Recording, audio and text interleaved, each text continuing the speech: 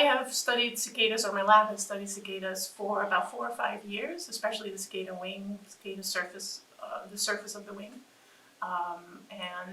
We found that cicada wings are super hydrophobic, antimicrobial, anti-reflective. And after all these years, I realized I've actually never studied the wings for their main purpose, which is flight.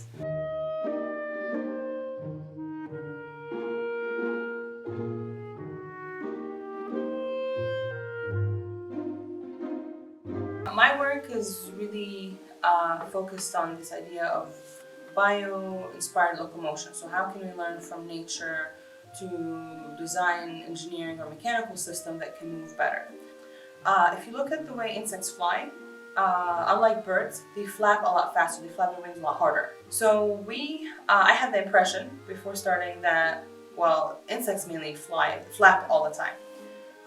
My students have started looking in the literature and they found that there are insects that use gliding often. Not as often as birds, but pretty often.